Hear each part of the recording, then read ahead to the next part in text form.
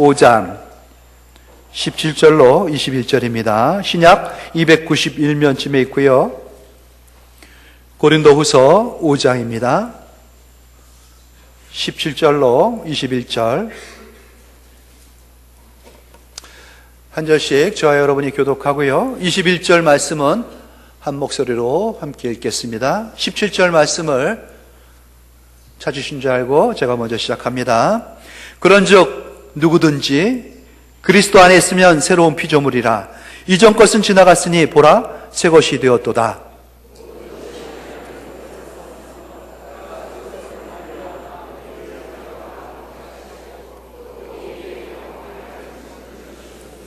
곧 하나님께서 그리스도 안에 계시사 세상을 자기와 화목하게 하시며 그들의 죄를 그들에게 돌리지 아니하시고 화목하게 하는 말씀을 우리에게 부탁하셨느니라.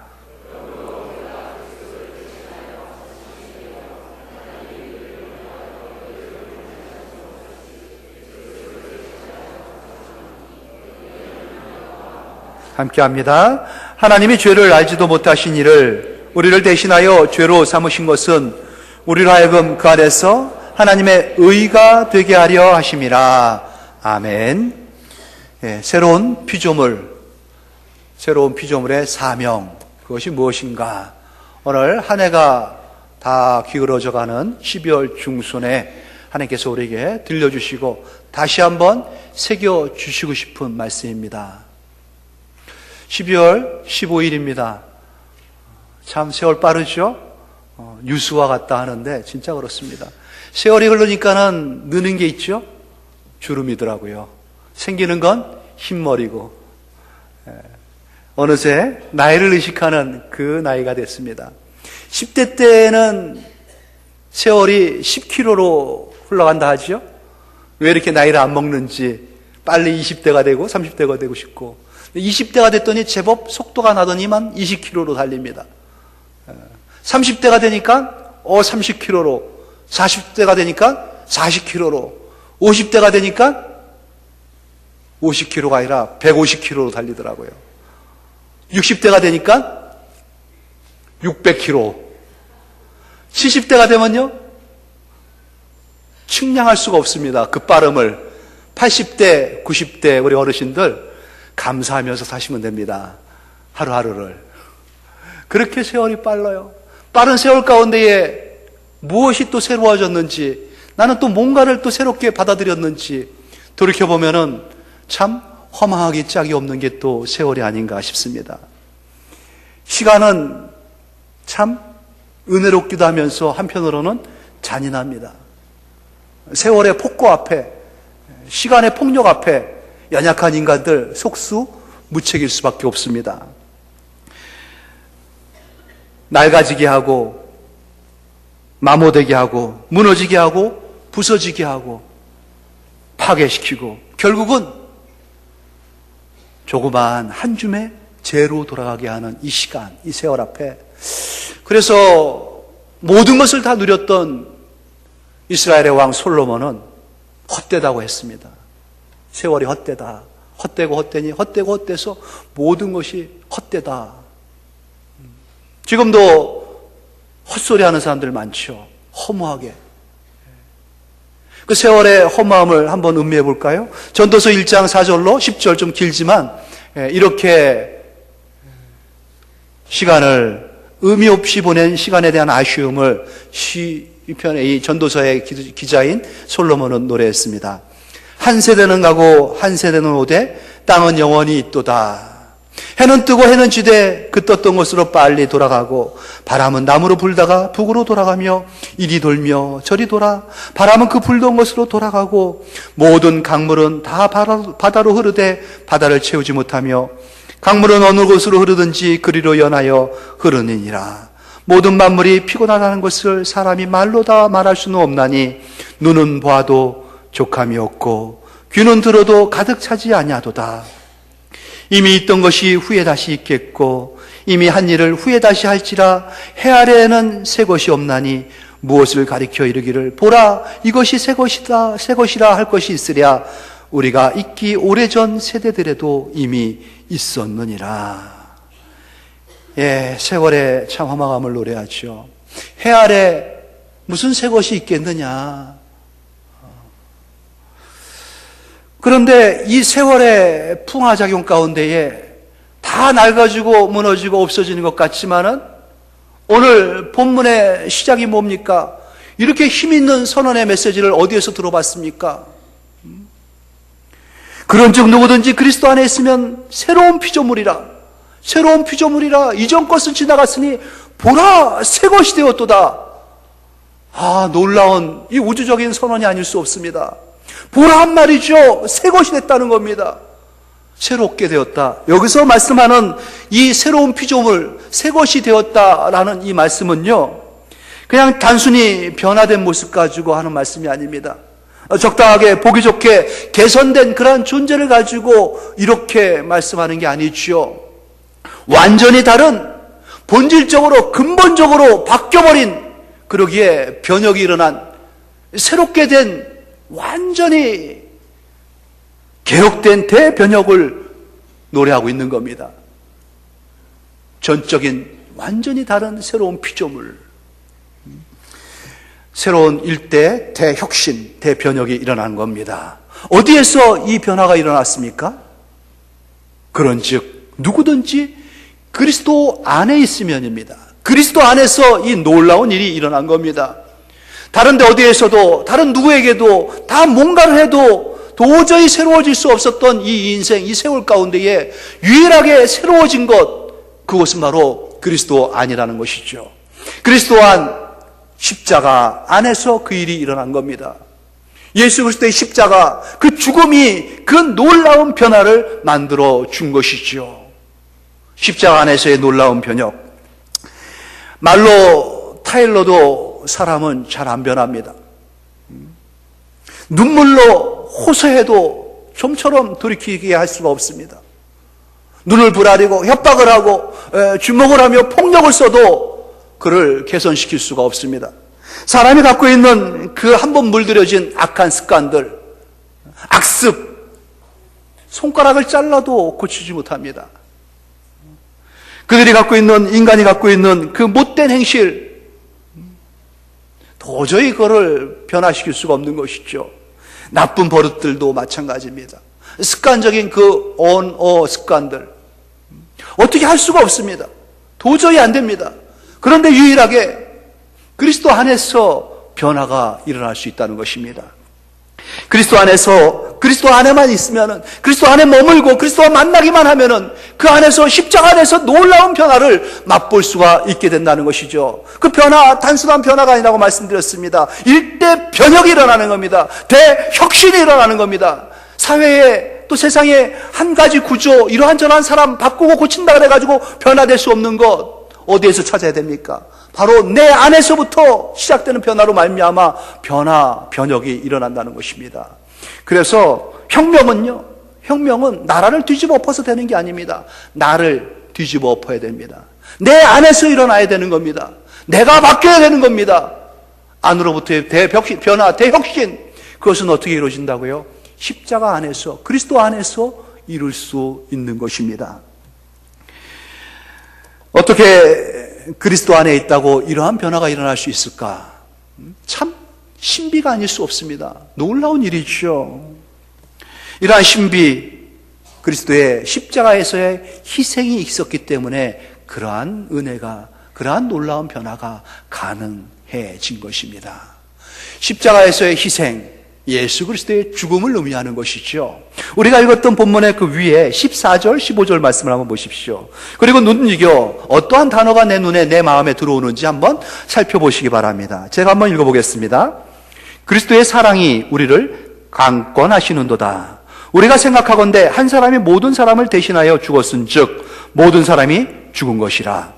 그가 모든 사람을 대신하여 죽으심은 살아있는 자들로 하여금 다시는 그들 자신을 위하여 살지 않고 오직 그들을 대신하여 죽었다가 다시 살아나신 이를 위하여 살게 하려 함이라.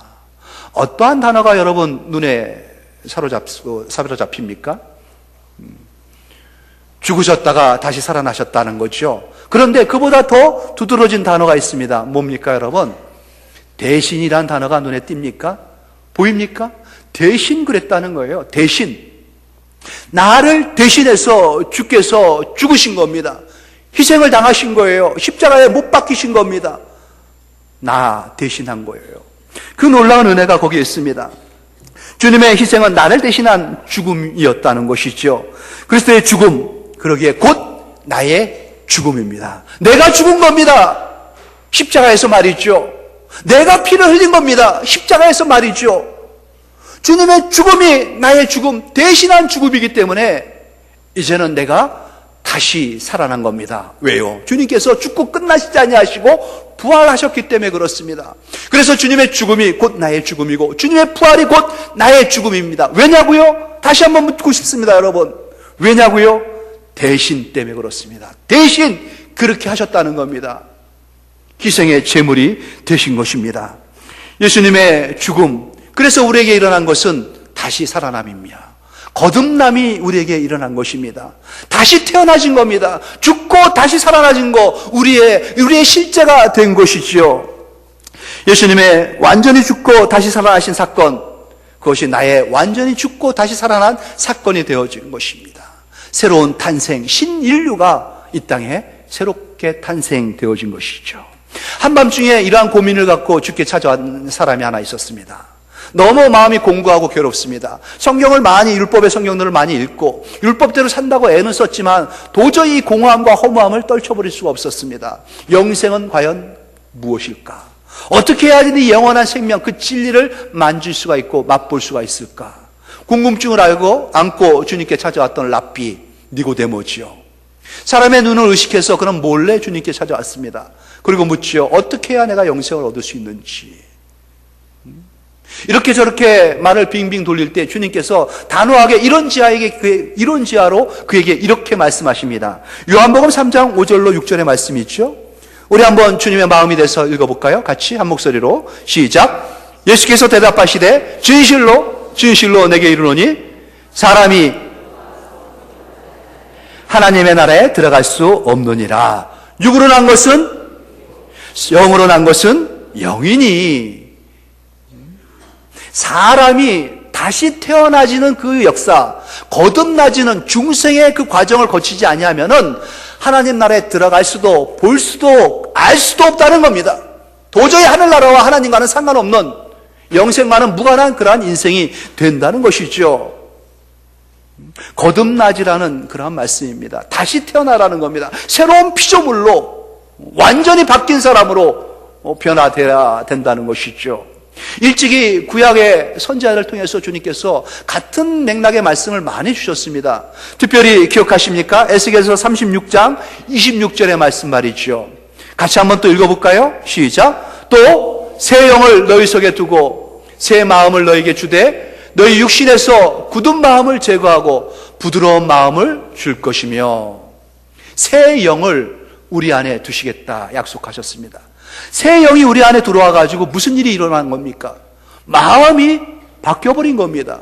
완전히 다른 마음으로, 조금 고쳐진 마음이 아니라 전혀 새로워진, 굳은 마음이 제거되어졌고요. 부드러운 마음, 온유한 마음, 겸손한 마음, 주님의 마음이 우리 안에 자리 잡게 된 것입니다.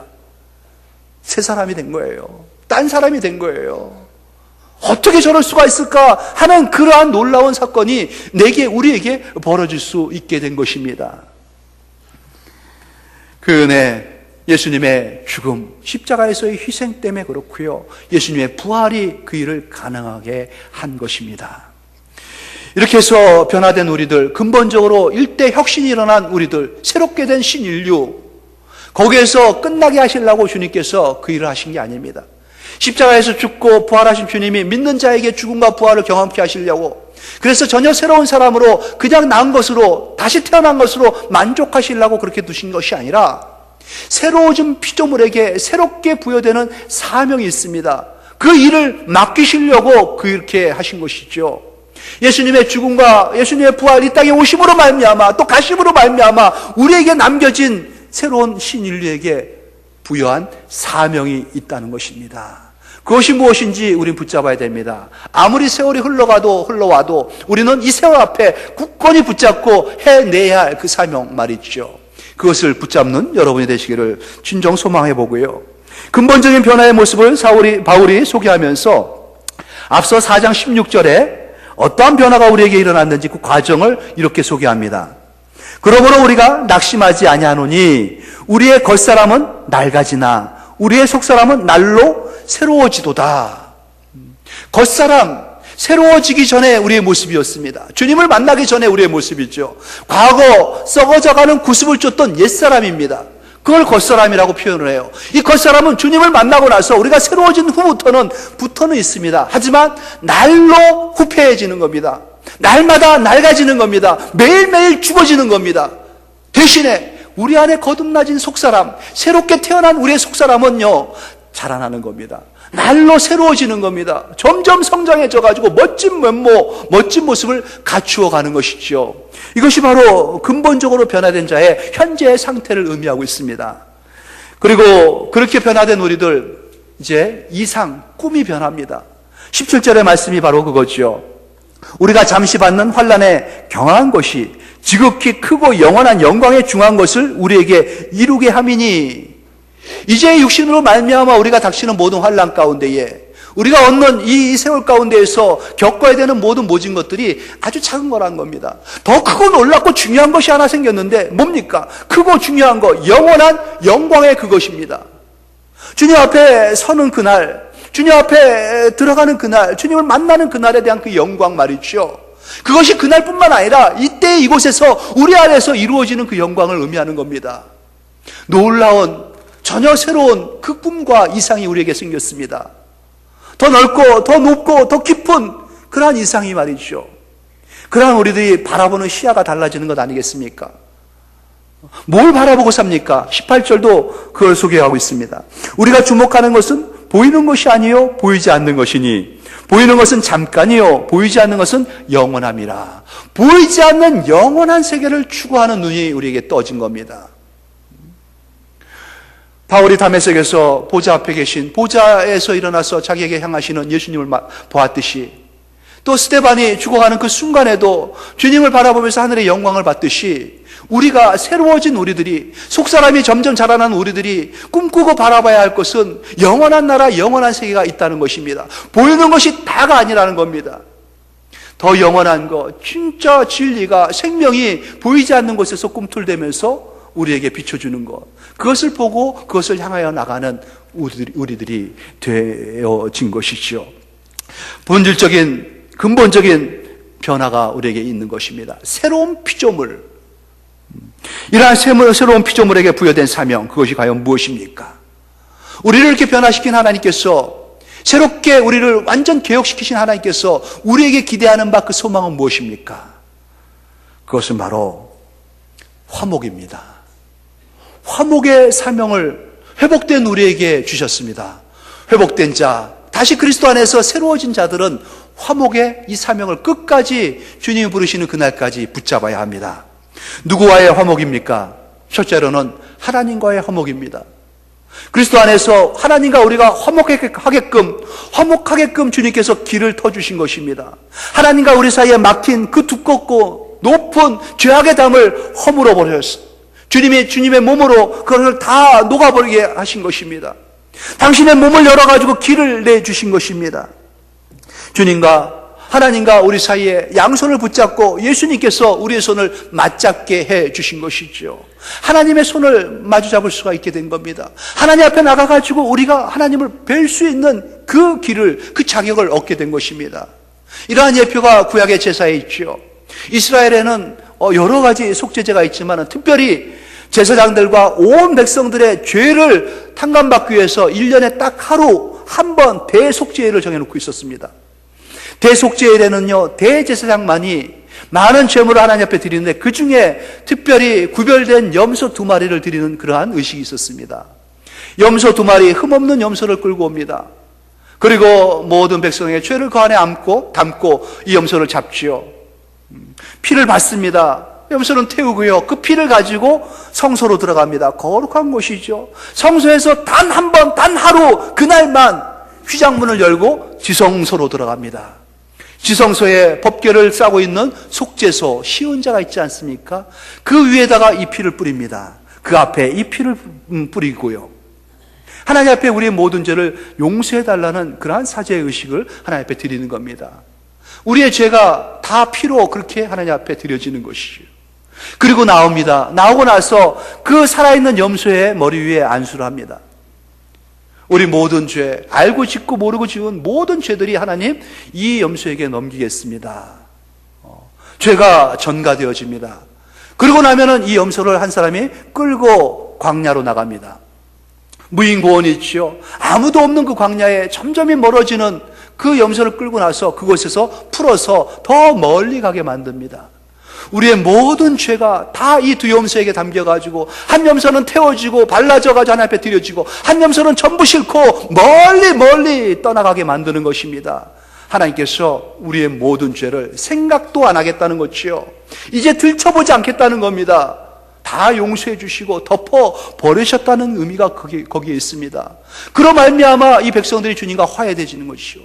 예수님께서 이 역할을 하신 겁니다. 우리의 모든 죄를 지시고 주님께서 피를 흘리시고 죽으셨습니다. 그리고 우리의 모든 죄를 혼자 다 감당하시고 멀리 가신 것입니다. 다시는 하나님께서 우리의 죄를 들추지 않습니다. 예수의 피가 우리에게 있기 때문에 그렇습니다. 그리고 히브리서의 기자가 이렇게 그 장면을 소개하고 있습니다.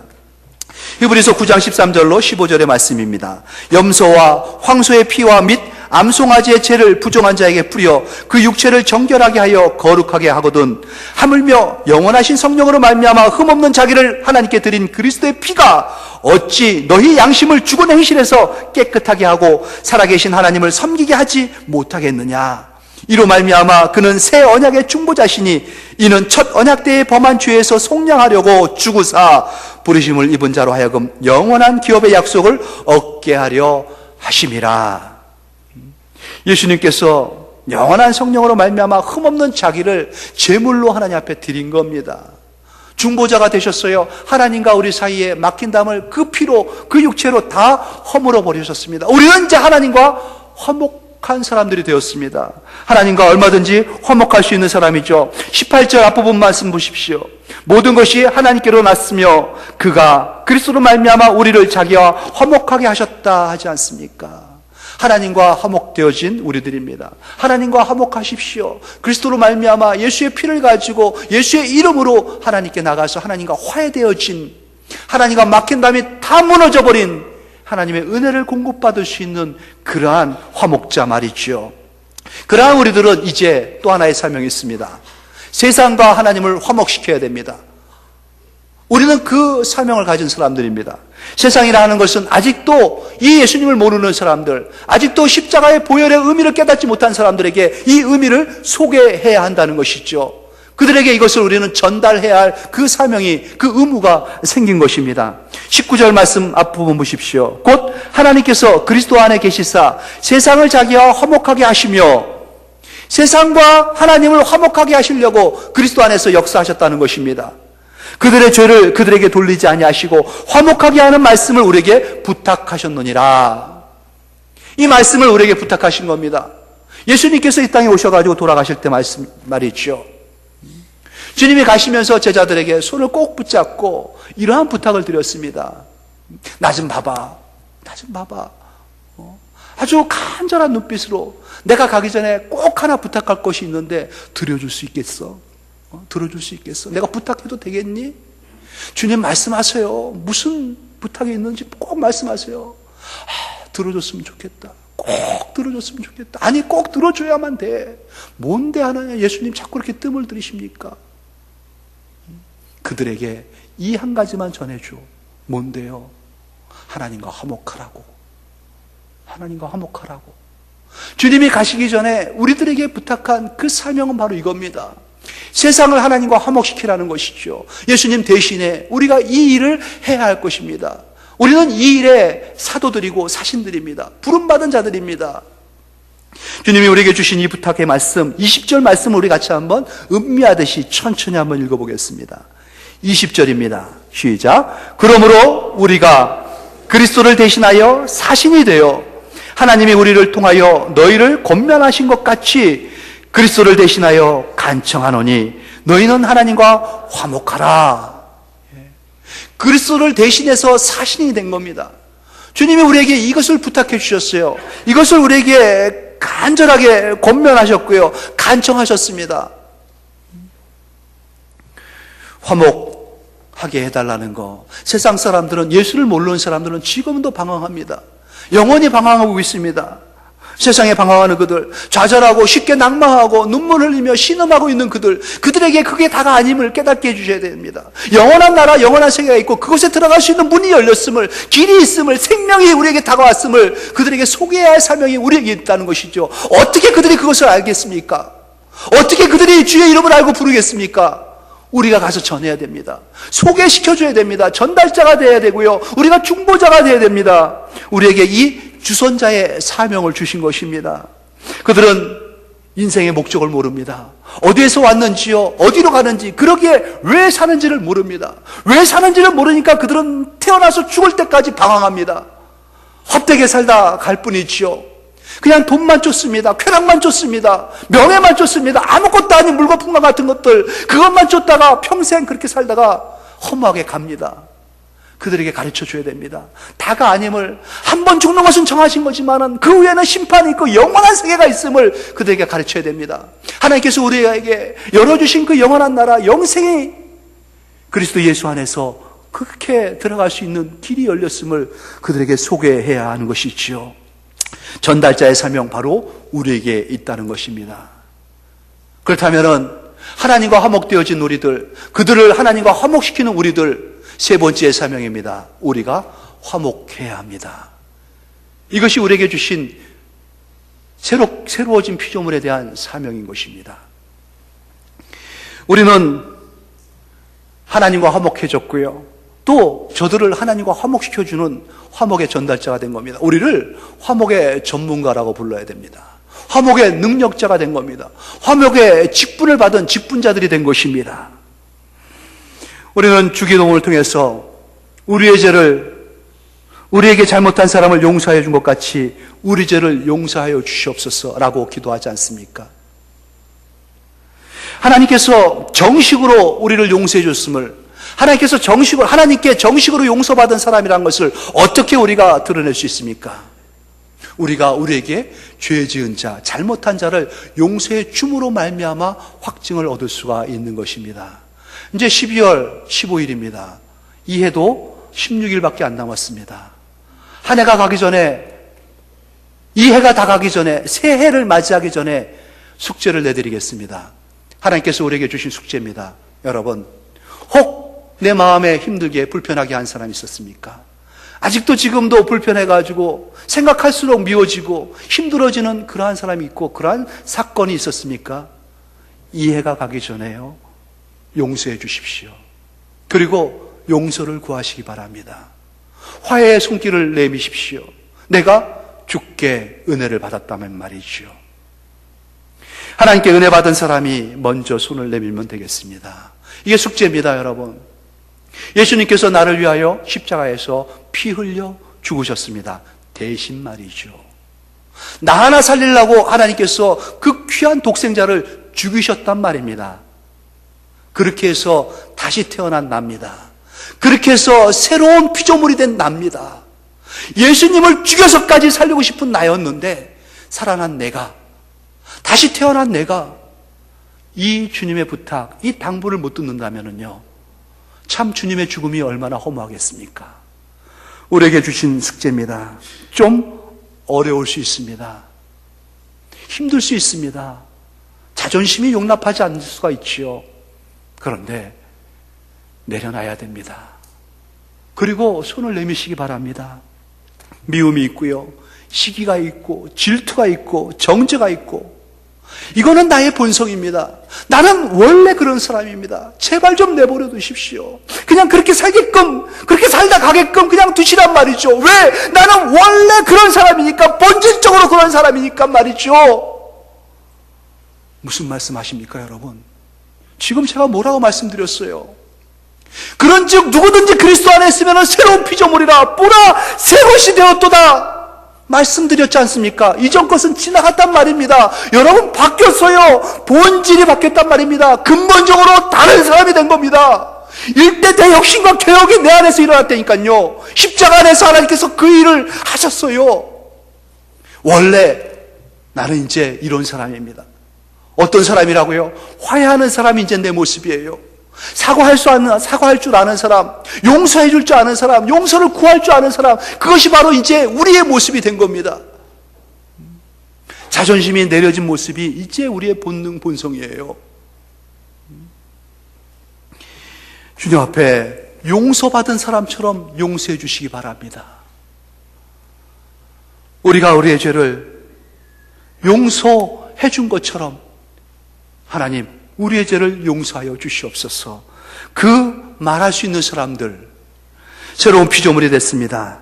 그 본연의 모습, 그리스도가 대신 죽어준 귀한 하나님의 자녀의 모습으로 다시 회복되어졌단 말이지요. 그래서 우리는 골로새서 3장 13절의 말씀과 같이 행할 수 있는 사람이 되어야 됩니다. 골로새서 3장 13절 같이 한번 읽겠습니다. 시작.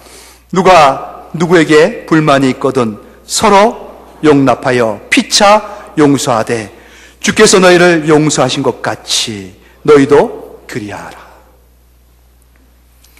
혹시 누가 누구에게 여전히 불만이 있습니까? 원망이 있고요, 서운함이 남아 있습니까? 혹시 그를 생각하면은 아직도 마음이 불편해가지고 잠을 못 잘 정도로 분한 대상이 있습니까? 그렇다면 말이죠, 용서하십시오. 용납하시고요, 용서해 주시기 바랍니다. 왜냐고? 그가 달라졌기 때문에? 아니라니까요.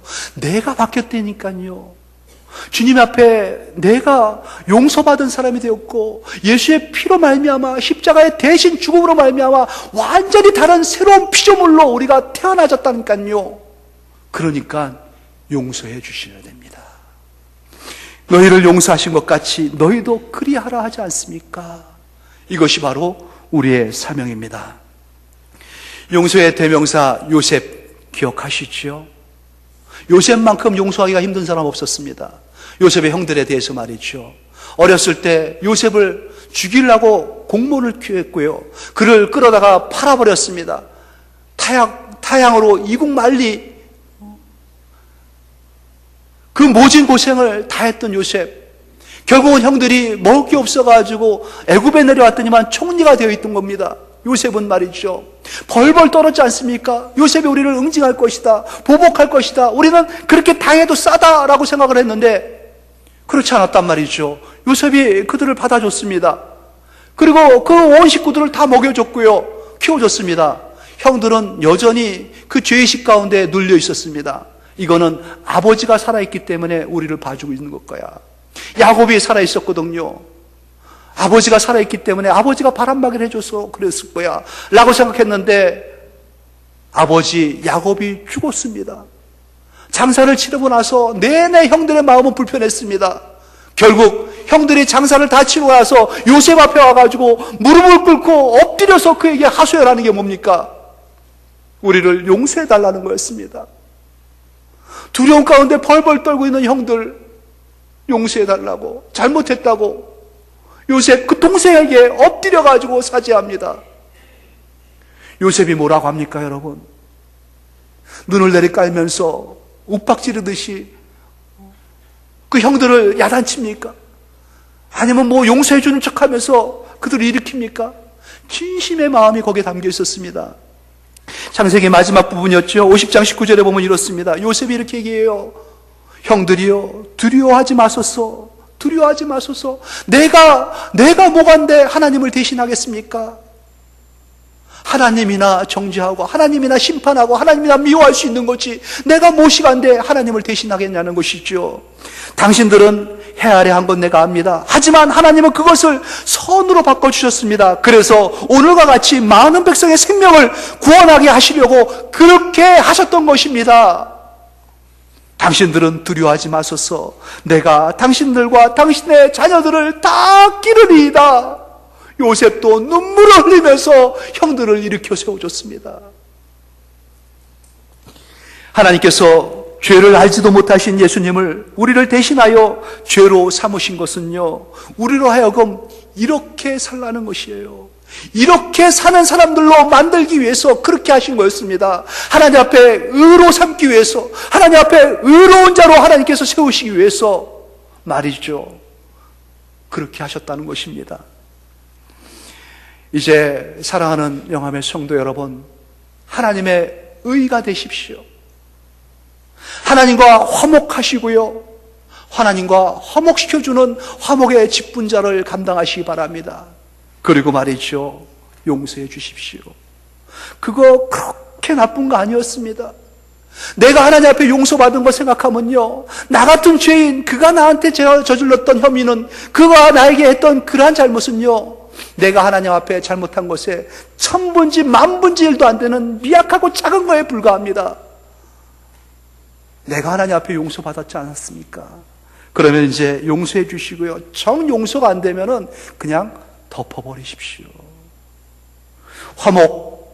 화목해내시기를 바랍니다. 화목해야 합니다. 화목은 우리의 사명입니다. 이해가 가기 전에 주신 숙제 잘 감당하시고요, 그리스도 안에서 새로운 피조물이 된 우리들의 사명임을 명심하시고 붙잡고 주님 부르시는 그날까지 이 사명에 충실한 화목의 사신들, 화목의 대신들, 화목의 일꾼들, 직분자들 모두가 되시기를 주 예수의 이름으로 축원합니다. 하나님 아버지, 은혜를 감사합니다. 화목케 하라는 이 당부의 말씀, 부탁해 주신 말씀 하나님 꼭 쥐고 살겠습니다. 새로운 피조물이 됐사오니 주님이 이 땅에 오셔서 죽으심의 의미가 분명히 나를 통하여, 우리를 통하여 드러나게끔 하겠사오니 성령님 도와주시옵소서. 감사하며 예수님 이름으로 기도합니다. 아멘.